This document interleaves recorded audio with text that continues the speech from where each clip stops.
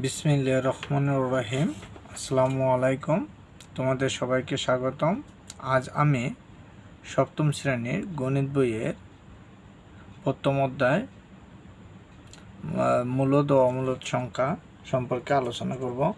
অধ্যায়টি সম্পর্কে আলোচনা করার সময় কোনোখানে বুঝতে অসুবিধা হলে বা কোনো কিছু জানার থাকলে কমেন্টের মাধ্যমে জানাবে, পরে আমি তা জানাবো। ভিডিওটি সাবস্ক্রাইব করে সঙ্গে থাকবে যাতে পরের ভিডিওগুলো দেখতে পাও। ভিডিওটিতে লাইক, কমেন্ট ও শেয়ার করবে। সাবস্ক্রাইব ডিসক্রিপশন এ লিঙ্ক দেওয়া আছে, তোমরা ফেসবুক গ্রুপে জয়েন হয়ে কমেন্টের মাধ্যমে যে কোনো প্রশ্নের উত্তর নিতে পারবে। ওকে, এখন মূল আলোচনায় যাওয়া যাক।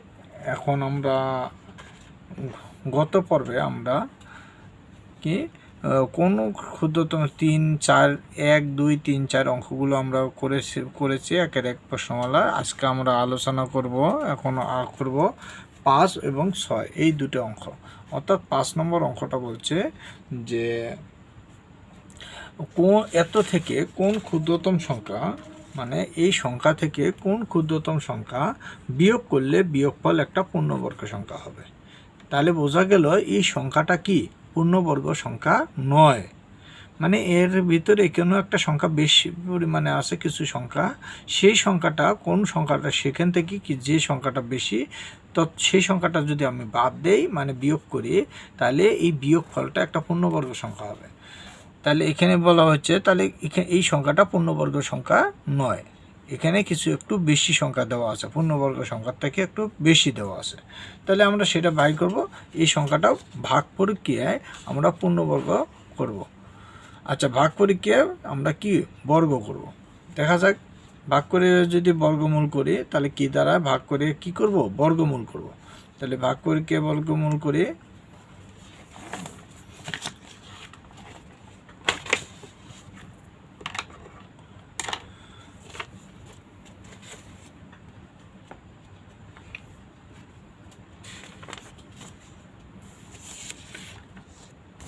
তাহলে আমরা 46, 39 সংখ্যাটি হচ্ছে 46, 39। তাহলে এই সংখ্যাটা কি পূর্ণবর্গ সংখ্যা নয়, এটার সাথে একটা সংখ্যা বাদ দিতে হবে, কিছু সংখ্যা। তাহলে এটা আমরা জোড়া মিল করব। জোড়া মিল করি এখানে আমরা এখন ডান দিক থেকে এখন দেখব জোড়া মিল করার পর এখানে এক জোড়া প্রথমে আসে হলে 46। 46-এর মধ্যে কতবার যায়, মানে কতবার দিতে পারবো আমরা। যদি আমরা 5 বার দেই তাহলে 5 5 25 হবে, 6 বার দিলে 6 6 36 হবে, 7 বার দিলে 7 7 49 হবে। তাহলে 49 বেশি হয়ে যায়, তাহলে আমরা 6 বার দেব। 6 বার দিলে 6 6 36 এইটা হবে। তাহলে এখন যদি এটা আমি বিয়োগ করি তাহলে 1 0 অর্থাৎ 10 থাকবে। 10 থাকলে এখানে দেখো 1 0 10 হলো। এখন এই 6 যে আছে 6-এর ডাবল আমরা এই জায়গায় লিখব, তাহলে এখন 12। তাহলে এখানে বিয়োগ করে আমি 10 পাইলাম। 10-এর মধ্যে ভাগ দিতে গেলে নিয়ম, এবার সে একটা ভাগ চিহ্ন দেব, দিয়ে আমরা 10 এটা ডাবল লিখব, লিখে এখানে তারপরে দেখব কয়বার যায়। এখানে আমরা এই উপরের থেকে এই জোড়াটা নামাবো, জোড়াটা নামানোর পর এখন আমরা দেখব কয়বার যায়।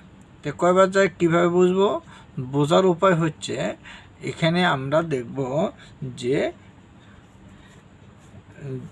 যে প্রথম সংখ্যা অর্থাৎ 100, এইখানে দেখো একটা সংখ্যা আমি লিখে নিই। তাহলে এই 12 103-এর মধ্যে কয়বার যায়, 8 বা 12 96, 8 বার কিন্তু যায়। তাহলে 8 বার যদি যায় তাহলে 8 বার আমি দিয়ে দেখি, যদি 8 বার দেই তাহলে কিন্তু 8 এখানেও হবে এখানেও হবে, তাই না। তাহলে 8 বার দিলে কিন্তু 8 8 64, 8 বার 96, 96 হলে ইয়ে হয়, হ্যাঁ সম্ভবত 8 বার যাবে। তারপরও আমরা একটু যাচাই করে দেখি, আর এখানে 8 দ্বারা গুণ করে দেখি। 8 8 64, 4 হাতে কি হলো 6, 8 বার 96, 96 আর 6 কত 102। তাহলে 102, এখানে কিন্তু 134, তাহলে আমরা কিন্তু 8 বার দিতে পারি। তাহলে 8 বার দিলে এটা ভাগ গুণ করলে 102, তারপর হচ্ছে 4। তাহলে এটা বিয়োগ করলে কত থাকে? 10, অর্থাৎ 10 থাকে। তাহলে 10 সংখ্যাটা বেশি, অর্থাৎ এটা বেশি পরিমাণে আসে। এটা যদি আগেই বিয়োগ করা থাকতো তাহলে কিন্তু এখানে আমাদের পুরোপুরি মিলে যেত। তাহলে 10 অবশিষ্ট রয়েছে। তাহলে এই যে অবশিষ্ট রয়েছে এই সংখ্যাটা কি করতে হবে? এখান থেকে বিয়োগ করতে হবে। তাহলে আমরা লিখব যে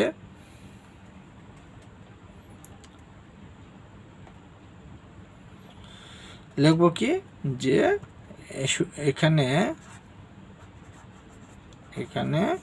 এই 4634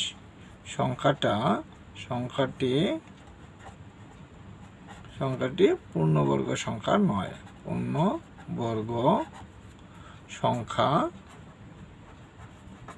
নয়। এটা সংখ্যাটা কি? পূর্ণবর্গ সংখ্যা নয়।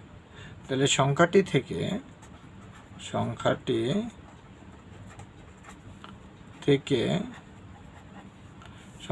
থেকে কত? 10 বিয়োগ করলে এই যেটা অবশিষ্ট রয়েছে সেই সংখ্যাটা 10 বিয়োগ করলে সংখ্যাটি বিয়োগফল একটি পূর্ণবর্গ সংখ্যা হবে। একটি পূর্ণবর্গ সংখ্যা হবে। তাহলে 10 যদি আমি যেহেতু 10 অবশিষ্ট রয়েছে, তাহলে 10 যদি আমি বিয়োগ করি মূল সংখ্যা থেকে, তাহলে বিয়োগফলটা একটা পূর্ণবর্গ সংখ্যা হবে। তাহলে নির্ণয় ক্ষুদ্রতম সংখ্যাটা কিনে বলছে কোন ক্ষুদ্রতম সংখ্যা বিয়োগ করতে হবে? তাহলে 10 বিয়োগ করতে হবে। তাহলে লেখো নির্ণয় ক্ষুদ্রতম সংখ্যাটি। নির্ণয় ক্ষুদ্রতম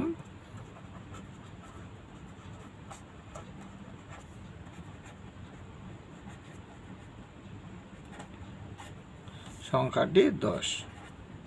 নির্ণয় ক্ষুদ্রতম সংখ্যাটি 10। তাহলে এই 10 হলো এখান থেকে বিয়োগ করতে হবে। আচ্ছা, এখন আমরা 6 নম্বর অঙ্কটা জানব। এবার আমরা 6 নম্বর অঙ্কটা জানব। 6 নম্বর অঙ্কটা কি বলছে দেখো, আমি যদি তোমাদেরকে একটু দেখাই। 6 নম্বর অঙ্কটা বলছে যে 5605 এর সাথে কোন ক্ষুদ্রতম সংখ্যা যোগ করলে 5605 এর সাথে কোন ক্ষুদ্রতম সংখ্যা যোগ করলে যোগফল একটা পূর্ণবর্গ সংখ্যা হবে। তাহলে এই 5605 এর সাথে একটা ক্ষুদ্রতম সংখ্যা কি হবে? যোগ করতে হবে। যোগ করলেই পরে যোগফলটা একটা পূর্ণবর্গ সংখ্যা হবে। তাহলে বোঝা গেল এই সংখ্যাটাও কি? পূর্ণবর্গ সংখ্যা নয়। এটার সাথে কোনো একটা সংখ্যা কি যোগ করতে হবে। যোগ করলে সেই যোগফলটা একটা পূর্ণবর্গ সংখ্যা হবে। তাহলে আমরা দেখি 5605 এইটা কিভাবে আমরা করব। 5605 এখানে আমরা করব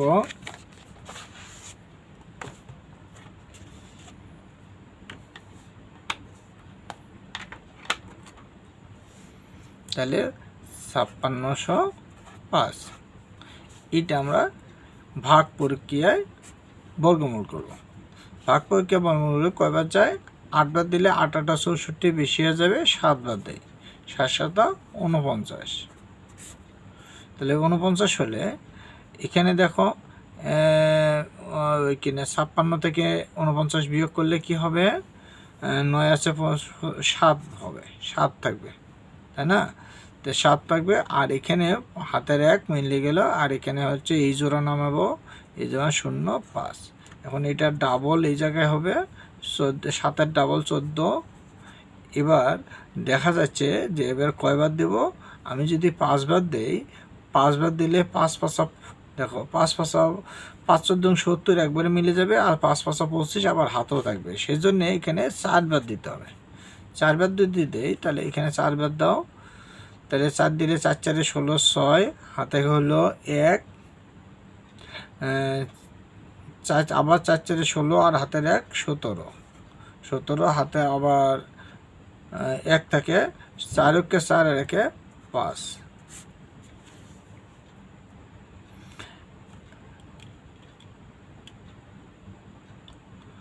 এখন বিয়োগ করো, বিয়োগ করলে কি দাঁড়ায়? বিয়োগ করলে এখানে 6 আছে 15 হবে, কত হলে 6 আছে 15 হবে? 9 হলে। হাতে থাকে না, 6 আছে 15 হবে, 9 হলে হাতে থাকে না। আর হাতে 1 থাকে, 6 আছে 15 হবে, 9 হলে হাতে 1, 7 আর 1 হাতের 1 8, 8 আছে 10 হবে 2 হলে।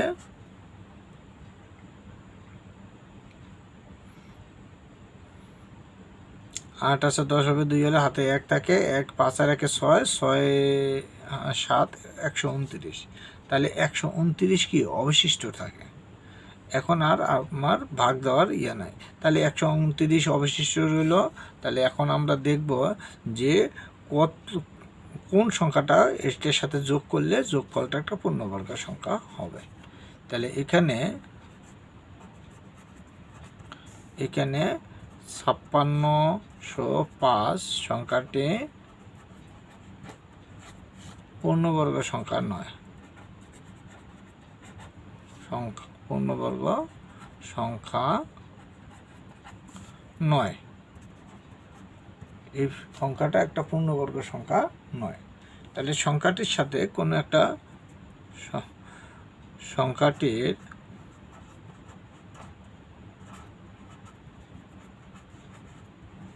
সংখ্যাটির সাথে কোনো ক্ষুদ্রতম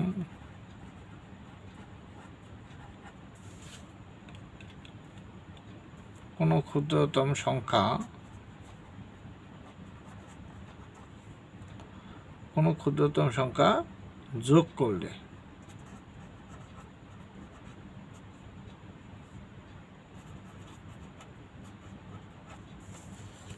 যোগফল একটি পূর্ণবর্গ সংখ্যা হবে, একটি পূর্ণবর্গ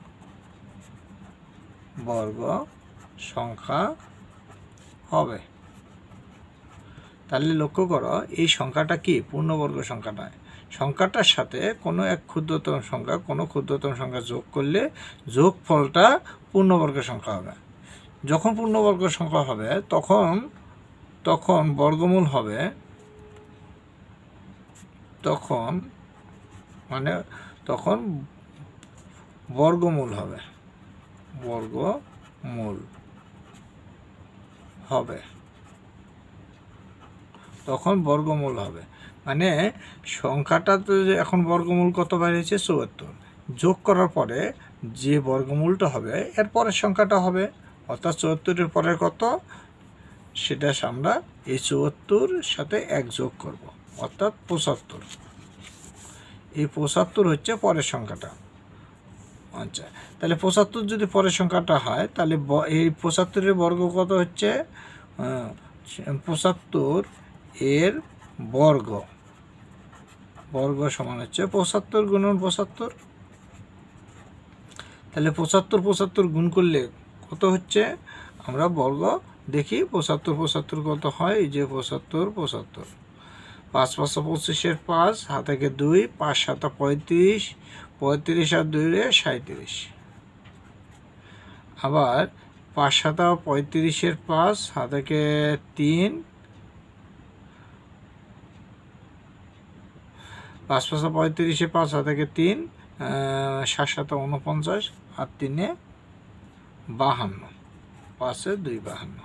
এখন যদি আমি এটা যোগ করি, 5 12 2, হাতে 1, 3 3 6 আর হলো এখানে 5, তাহলে 5625। তাহলে কত হচ্ছে? 5625। এই 5625 হলো এই 75-এর বর্গ।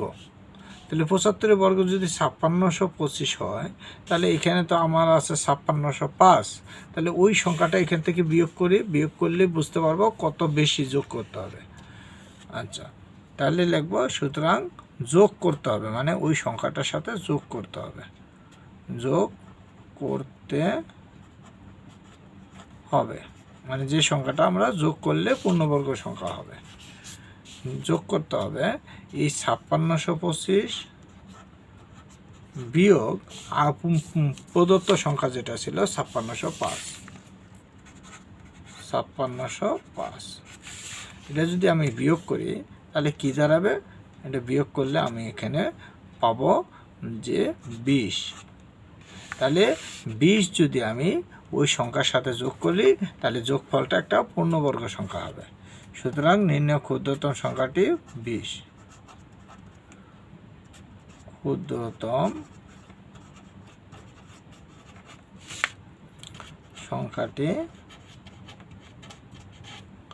20। ওকে, এটাই হলো অ্যান্সার। তারপরেও তোমরা কোনোখানে বুঝতে অসুবিধা হলে তোমরা আমার কমেন্টের মাধ্যমে জানাবে। আর একটা হলো বিষয়, একটু তোমরা ভালো করে বেশি করে অঙ্কগুলো করবা। আর তোমরা সাবস্ক্রাইব করে আমার সঙ্গে থাকবে, লাইক, কমেন্ট ও শেয়ার করবা। ওকে, থ্যাংক ইউ।